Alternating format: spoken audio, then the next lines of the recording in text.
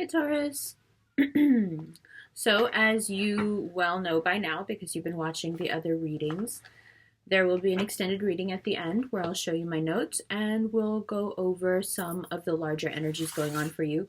But first, let's just start off really general, see what cards come up, and we'll go from there. I'm sorry this reading is a little bit late.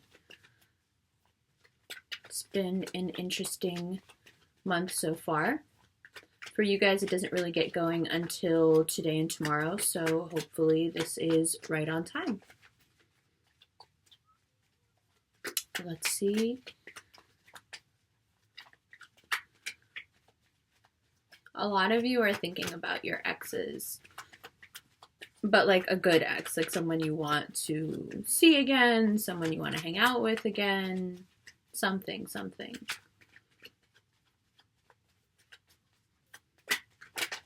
There's love there. There's love just around for you, I feel. But also, like, love of your life.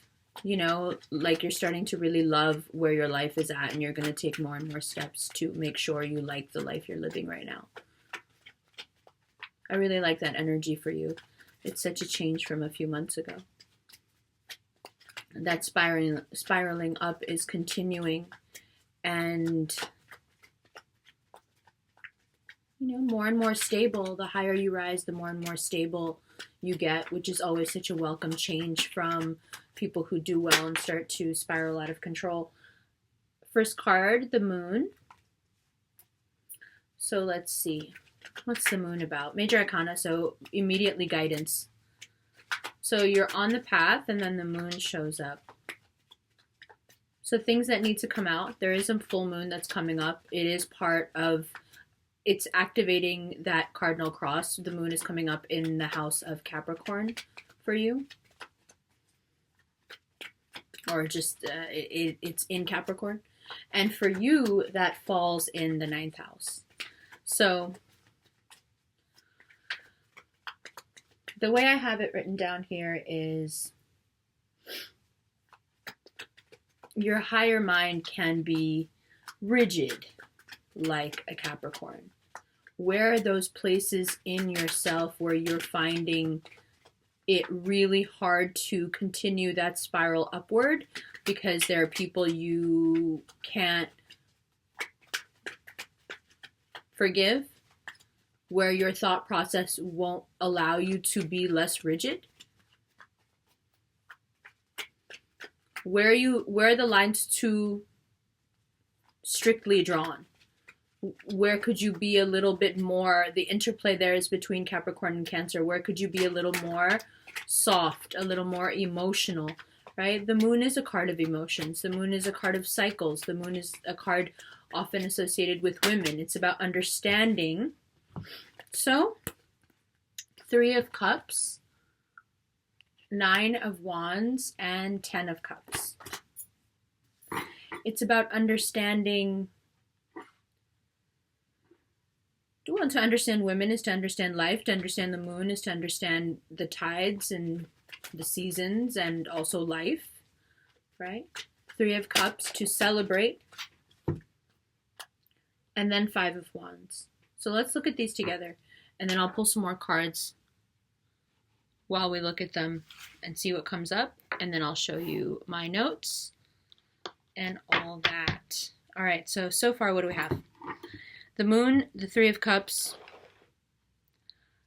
9 of Wands, 10 of Cups, and then this 5 of Wands.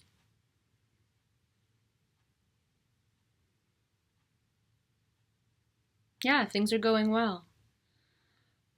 They're about to get even better. There are things that you're not fully aware of yet that are coming into play here that are going to make things even better.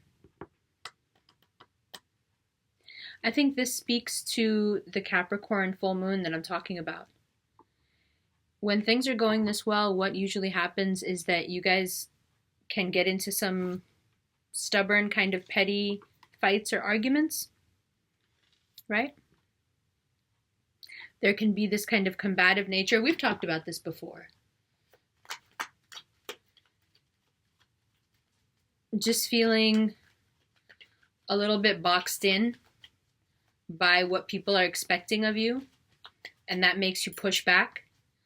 You know, we've approached this before in terms of how you guys can be harsh, but we haven't approached this from the other way around, where people are pushing you into an emotional corner and you're basically forced to charge at them, right? What I'm saying here is, I don't think it's people forcing you into an emotional corner. It's you allowing people to.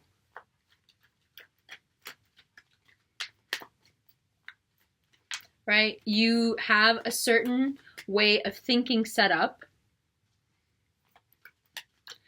and it allows people to come in and kind of push your buttons.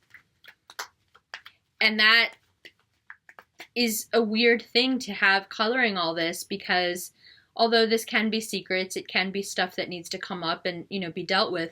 Most of these cards are pretty positive. Even if he doesn't know how much opportunity he has, it's still there, right? But this Five of Wands is, you know, it's like saying, when you have all that, don't let your guard down in terms of being, you know, really balanced. But I think this Nine of Wands is also about something else.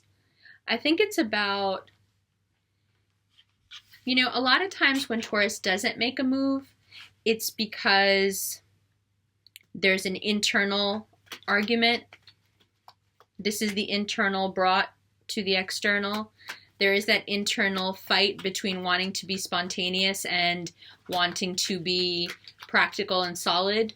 You have to understand that the interplay of Taurus is between two very risk-taking signs, where you have Aries on one side and you have Gemini on the other. Taurus is a reaction to both, that middle child between two very, very risky siblings, right? So for you guys to be spontaneous and take a risk, although you are very good at it, it does require a lot, because it really is against your nature. And right now, I think that's causing a lot of internal conflict for you, because there are arenas of your life where you'd really like to take a risk and you're afraid, and you're kind of kicking yourself and going, damn, I wish I was more like an Aries. I wish I was more like a Gemini. I wish I could just jump into this and say, F it, let's see what happens, we'll deal with it. Or I wish I could just pick up the phone and call her or call him, or, you know, whatever it is, however it's manifesting for you. It is really, if you look at it, you know, in a larger perspective, it's this play between your emotional life and your abstract life, right? Your everyday life and your abstract life. And I think that your everyday life keeps you from taking risks in your abstract life. And this, make no mistake, is your abstract life. This kind of love, this is not every day. This is something that requires constant awareness and for you to be your best self, to be your higher self, right? And I think what this moon is going to do is it's going to shed light on the parts of you in the lower self, shall we say, that still need to be worked on.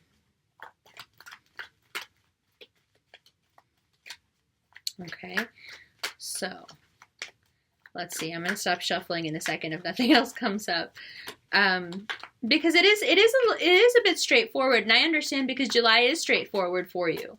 It is a lot about stability, and it is a lot about the interplay between stability and setting yourself free. And I get that, and I get how that would cause a lot of conflict for you. And is there a way to be stable and free at the same time? You know, is there a way to feel out of control because you're taking a risk and yet feel completely aware of your environment and at home, even though you're not in control? These are all the things that the interplay that will be going on in the Taurus mind. And it's well illustrated here, because it's not huge ups and downs. You see, it's not huge highs and lows like it has been before, especially the low lows that it's been. Now it's more like fine-tuning that balance, not missing those rare opportunities, because you are coming into a time where you can take some risks and you'll be successful, especially in love. right? Especially in having fun. But also here there is this message to be careful with the Three of Cups always of overindulging. To be careful with the moon of being very, very honest and very truthful. Because you do have some activity in the part of your chart that has to do with gossip and maligning people and, you know, perhaps being harsh. But again, I don't think they're like still shuffling, still nothing. Oh. All right, let's see. Since we've forced the card's hands. Let's see. All right. So, Knight of Pentacles. There you are. Good stuff. 10 of Wands. Okay. 10 of Pentacles. 10 of... This is awesome. It's good, good, good stuff. And then the dreaded Four of Pentacles. That age-old Taurus concern, right? That's what I was talking about, between spontaneity and stability and the internal conflict it can cause and the needing almost, the wanting to kind of pull back to this energy. But at the same time, like looking at all this great stuff that you get if you move forward and take a risk and being like, yeah, you know what? I'm just going to go this way. That's cool. No worries. You know, because this energy, it doesn't really fit here. It doesn't really fit here. It sure does fit here. You know?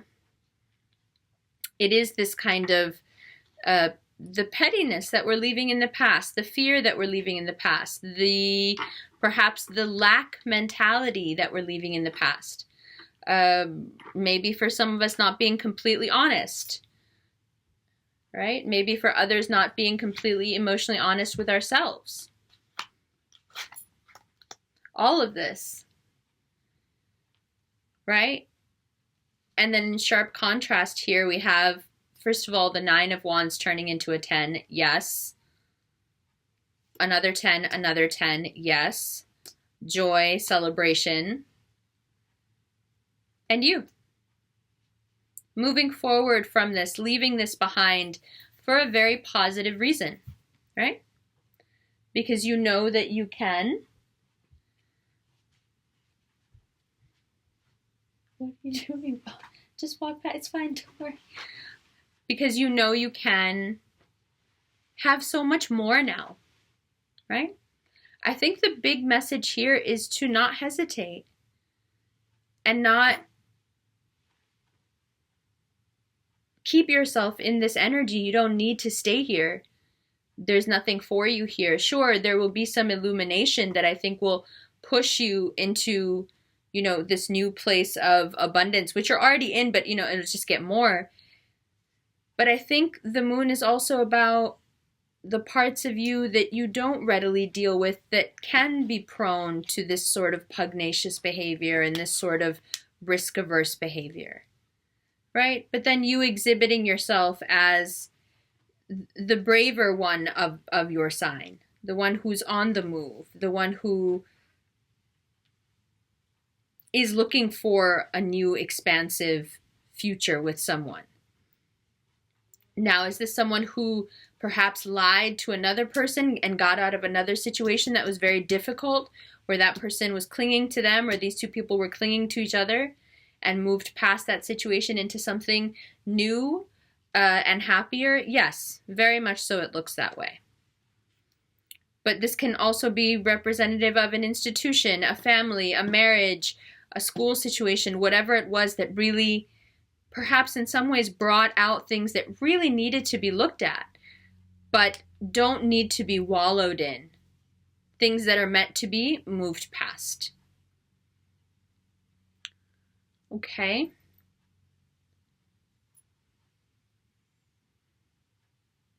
Yeah.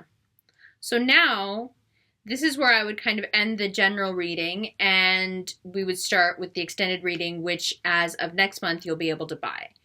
Okay, so first off, the first thing I would do is I would pull some more cards, and then I'll show you my charts, and I'll pull it all together.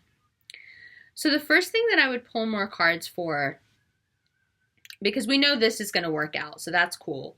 You're looking very good, so that's cool. I would pull some cards for, first of all, the moon, the Three of Cups, and then just these tens, just to like get a better idea of who this person coming in or this opportunity coming in, because it's obviously so good for you, just so you have more of an idea of what that is. So let's start with the moon and see what comes up in terms of, you know, what is this moon about? Is this more about you and the things that you've been telling yourself, or others and what they've been telling you? Or, you know, is it something completely different? Is it going to be shedding a light on a part of you that's so abstract that, you know, you can't even really conceive of it now, and it's just going to open a new door for you? This full moon energy in Capricorn is going to manifest in a lot of different ways for Taurus. It really can, because it really depends on how constrained you're feeling to begin with, right? If you're feeling really free and you can have what you want, all right.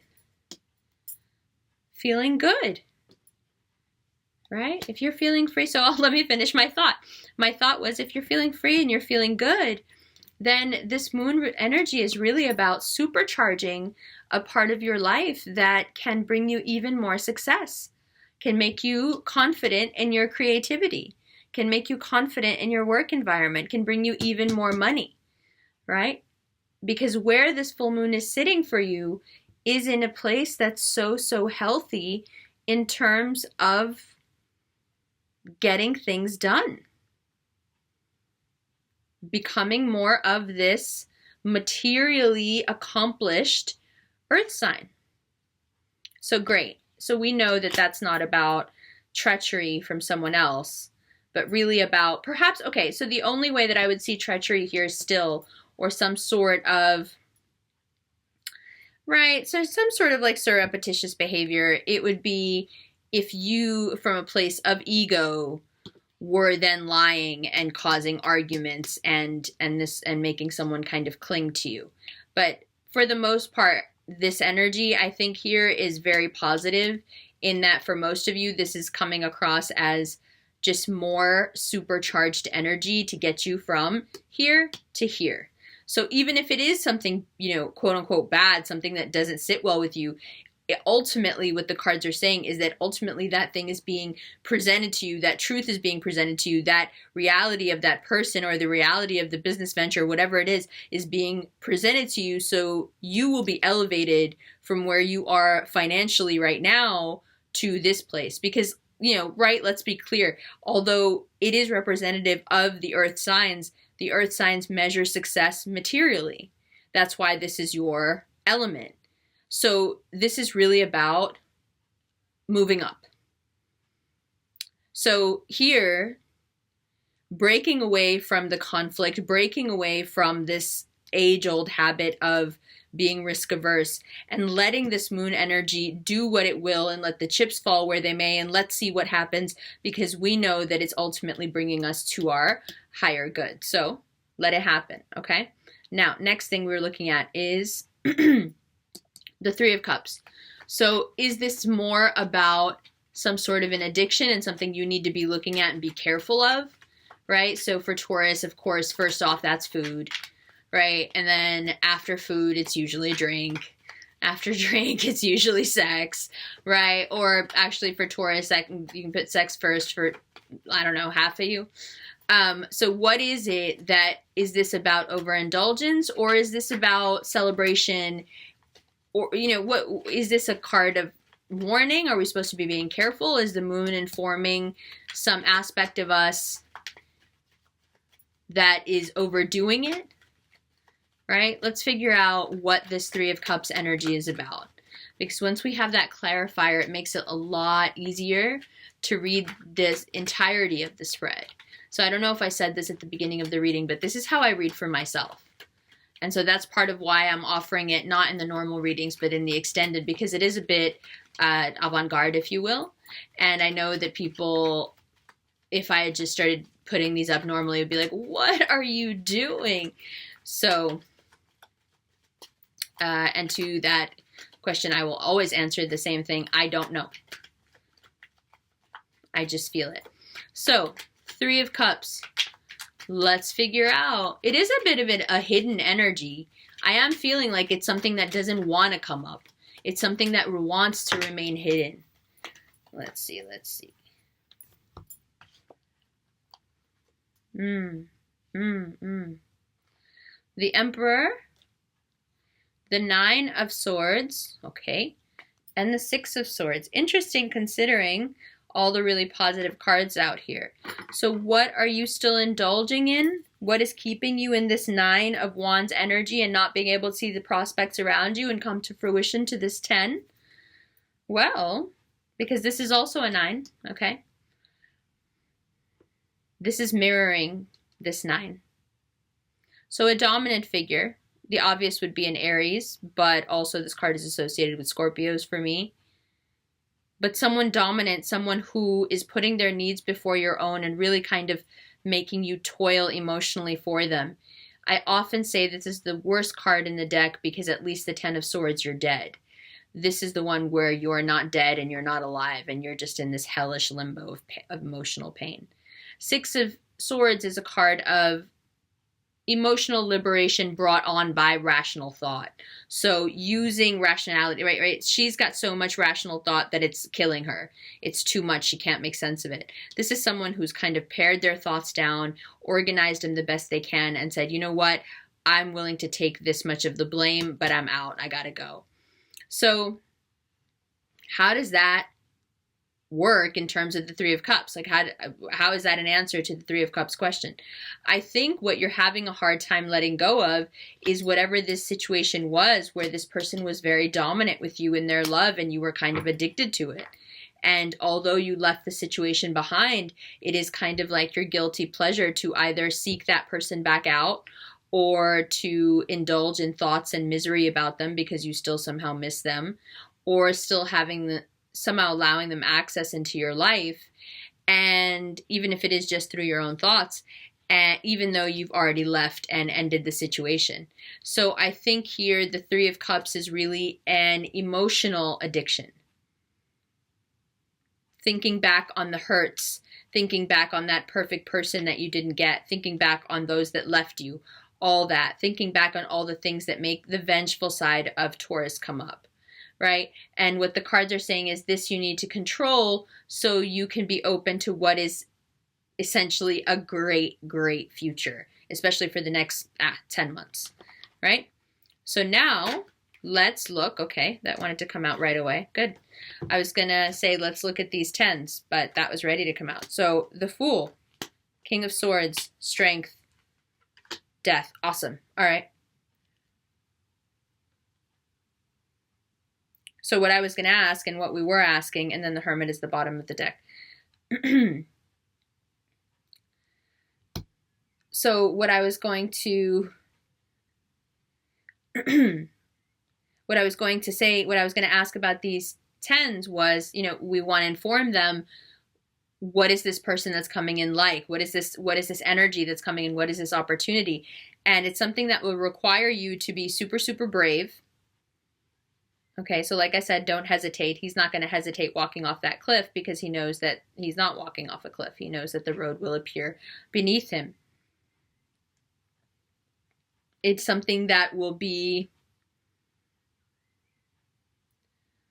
you will be required to be extremely rational about it, which is obviously not a problem.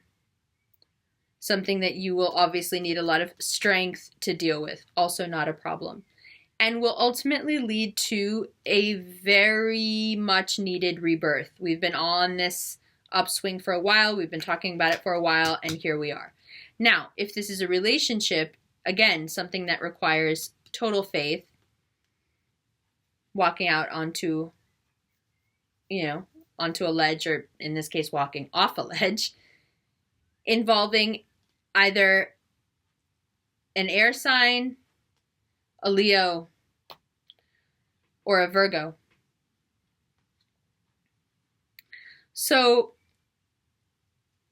either way, whatever this situation is, it ultimately brings you here. And I really like this for informing this group of 10s because this would be life-changing.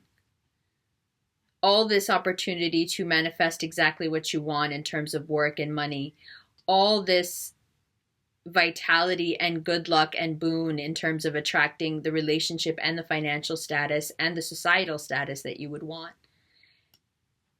And then on top of that, the added fortune of being emotionally fulfilled with someone who you truly feel loves you and feeling at one with them.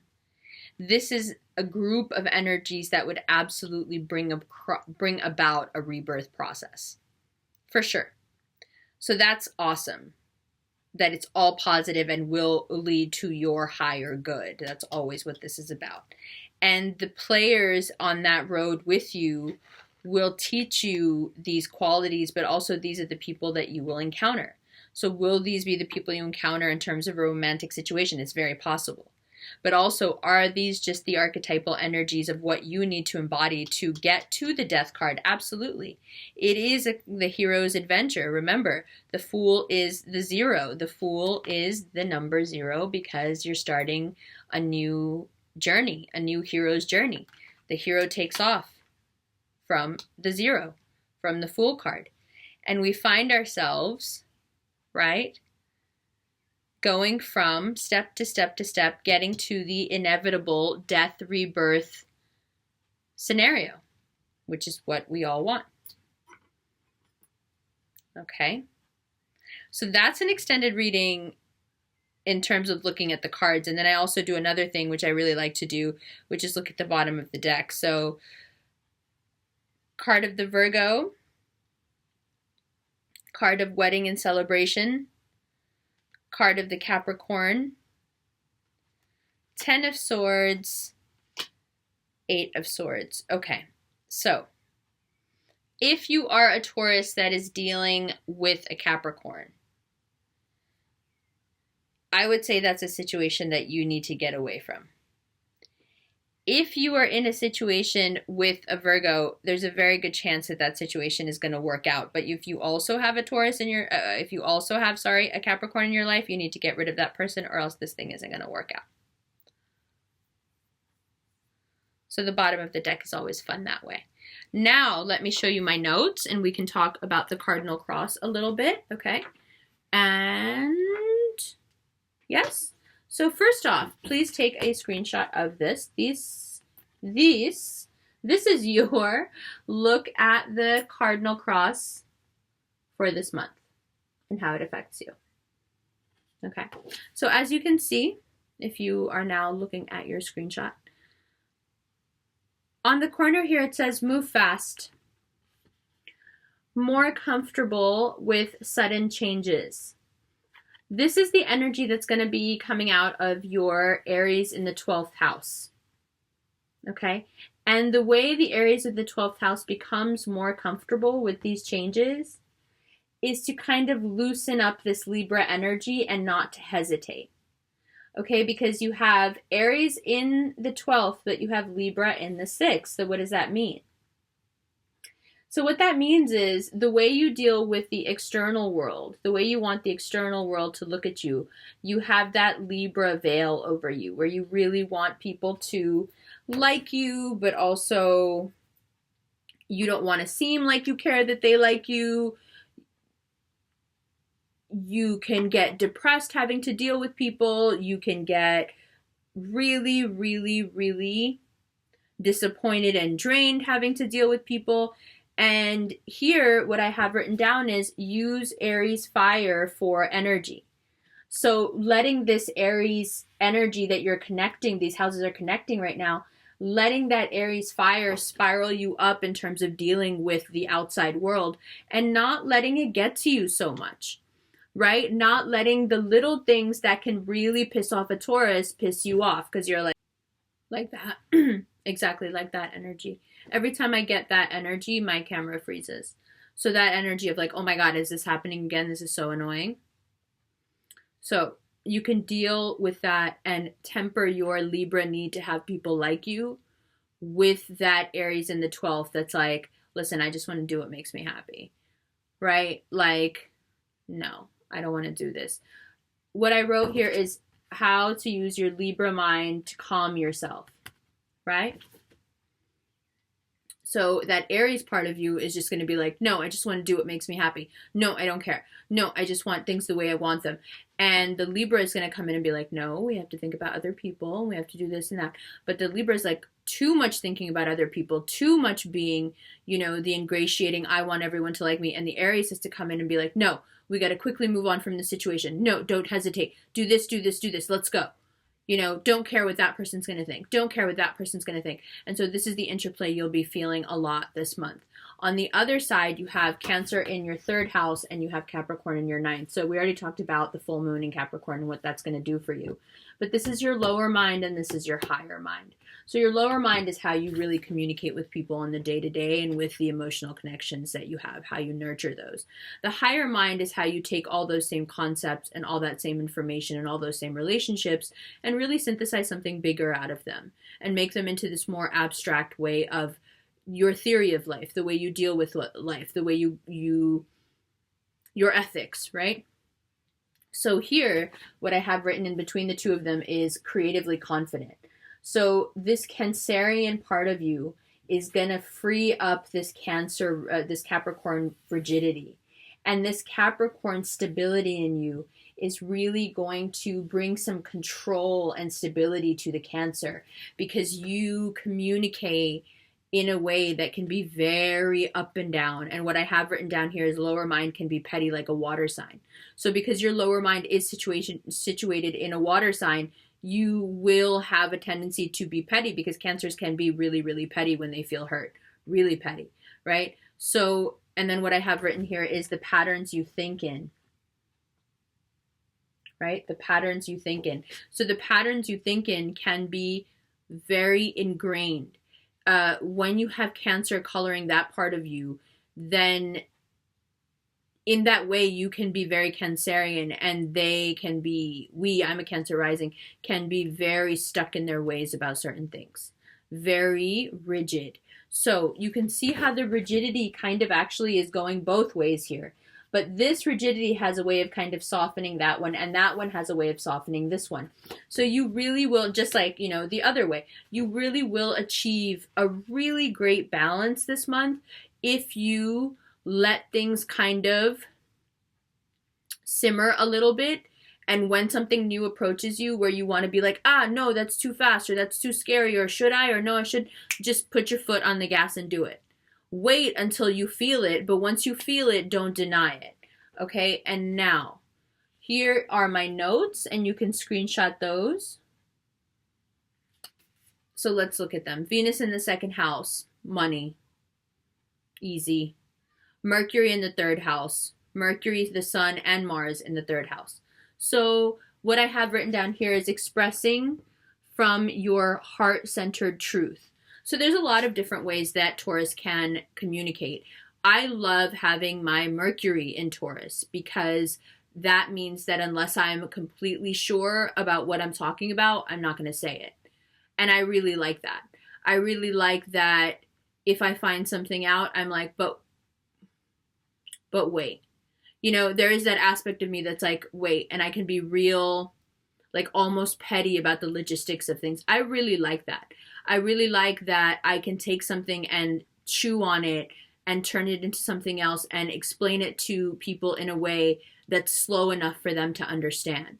You know, because with all that Gemini and all that other fast energy, if I didn't have my Mercury in Taurus, I wouldn't be able to properly communicate the things I know and the things I've learned because my mind would just be racing. My ability to communicate would be so watered down by speed.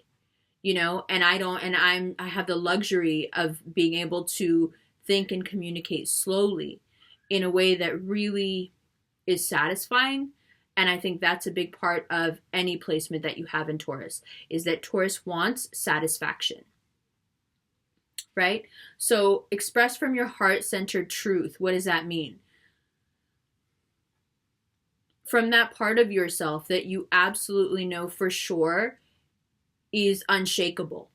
You know, when a Taurus knows yes, it's yes. When a Taurus knows no, it's no. Just keep very faithful to that gut instinct right now. Okay, then full moon in the 9th house, Capricorn, right, for you. So what I have written down here is spiritual like a cap, delve into something a little uncomfortable. So a little uncomfortable for you could very easily just be, you know, like picking up the phone and calling someone that you're afraid to see, but you really like. It could be a little uncomfortable for you to kind of delve into ritual a little bit and light a candle or something. That could be uncomfortable for you. It could be uncomfortable for you to pray. You know, it could be uncomfortable for you to think more metaphysically. Maybe you're afraid of heights, right? Something that makes you deeply uncomfortable that you get to now have some light shed on. And see, when we informed the moon card here, and we were trying to figure out what this moon card was about, one of the things that I really wanted to know was how this informs the full moon for you. And I think one of the things that you are uncomfortable about, one of the things that unnerves you, is that you want to be really successful. Because I feel like if you admit to yourself that you want to be really successful, then you have to deal with I have a Mercury in Taurus and I still trip over my words. Imagine if I didn't. Excuse me. I think you have to deal very much in this particular full moon with the idea of, do you want to be materially successful, and are you willing to take the risk to do that knowing that it might not work out? Although I know it's going to work out, I can see here how it's going to work out even. But within you, that self-limiting belief you have of, some people can make this much, but I can only make this much, but other people can only make this much. Whatever that translates to for you, I can't do it, I'll never be able to do it. That thing within you now gets a light shed on it, because Capricorn is nothing like that. Capricorn is like, I can do it. Watch me, I'll do it. But do you know how to do it? No, but I'll learn. I'll learn before the deadline and I'll get it done. Whatever, we're doing it, you know? So your availability to that energy right now will bring you into a place of power. Just let it. Just have an open mind about it, right? And then Mars in the 4th house, Sun, New Moon, and Mercury. So Mars, the Sun, New Moon, and Mercury all in the same place. And for you, that's the 4th house. So what I wrote here is home life, like a Leo. Take care of your brood. So, you know how we're talking about, in every video I've talked about how all of this cardinal cross energy actually relates to the eclipses coming in August. So the first eclipse that's going to come in is a lunar eclipse in your 10th house, which is life direction. Of course, one of the things that you need to look at and get all the way clear on is this 4th house energy of your home and the people in your home and the people you love and the people you have around you, your family. Of course, you need to get clear on that now. You need to see it for what it is and get everybody shored up with the love and the attention and everything they need, because in about a month, you're going to be looking at your life direction and going, is this the direction I really want to go in? And who do I want to take with me? And who do I want to leave behind? And who's important to go on this trip?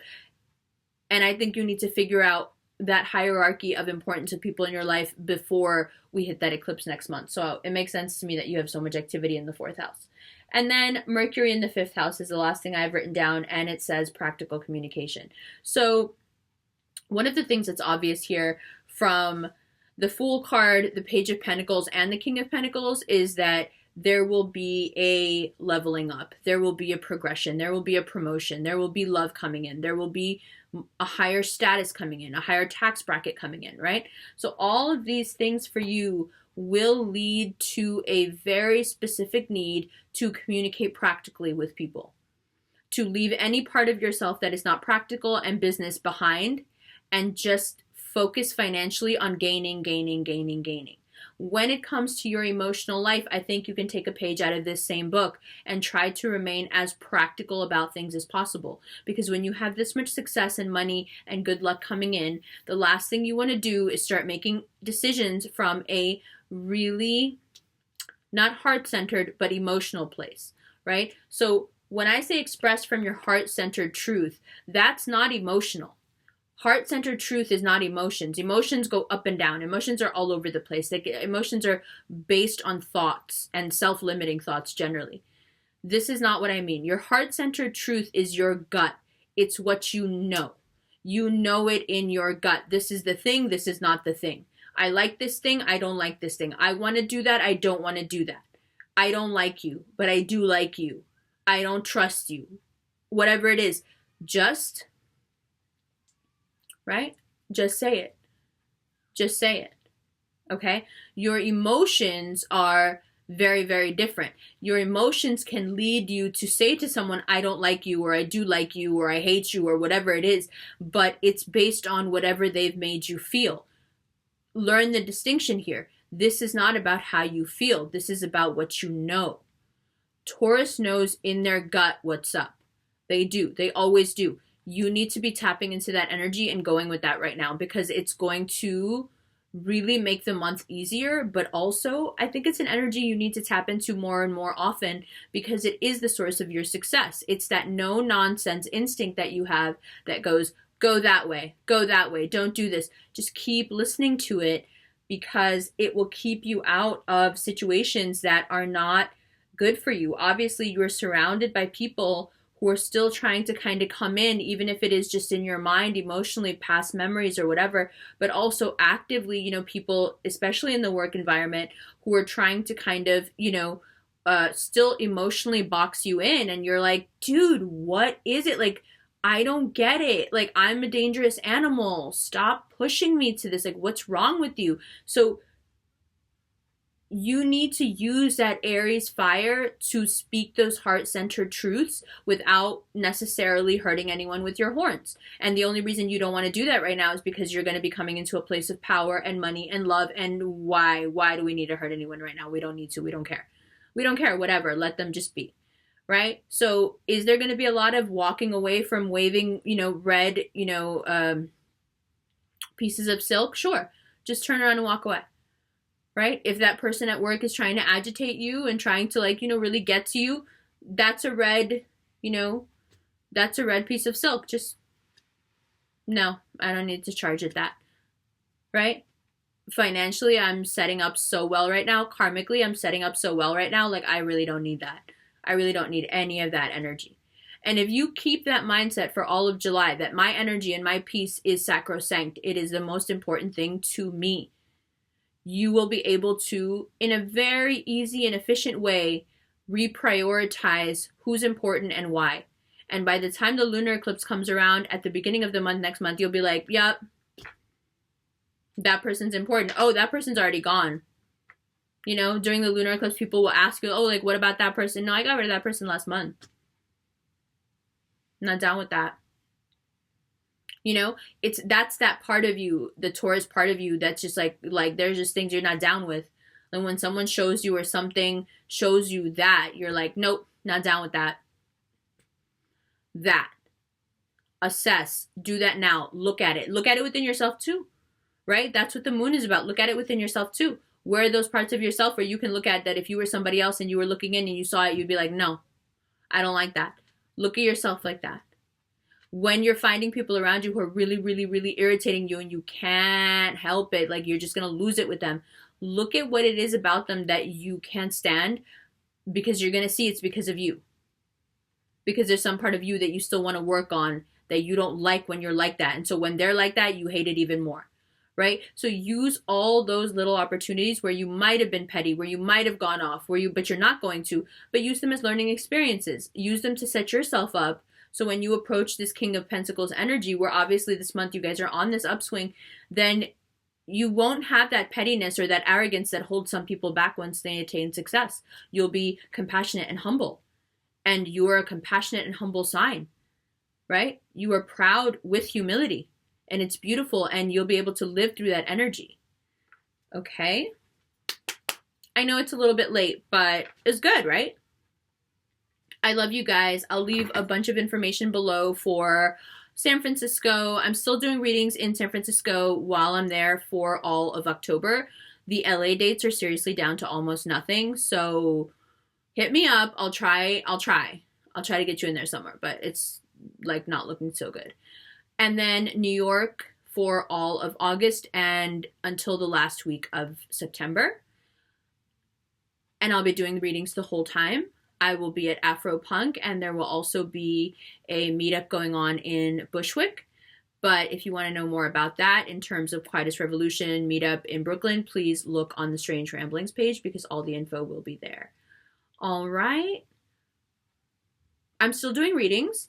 I'm doing them over Skype and over the phone, but right now it's about a 10-day wait, and please, you'll have to wait because the way the readings and the uploadings and everything was going, it was just like the scheduling kind of was spiraling out of control. So I just need to kind of get everything, just back everything up a few days and like get it resettled. Makes more sense. So I will be doing readings, and if you would like a reading within the first 48 hours of reaching out to me, then you should choose the emergency reading option. Other than that, it is about a 10-day wait. And that's about it. All right, Taurus, I love you. I will see you in August.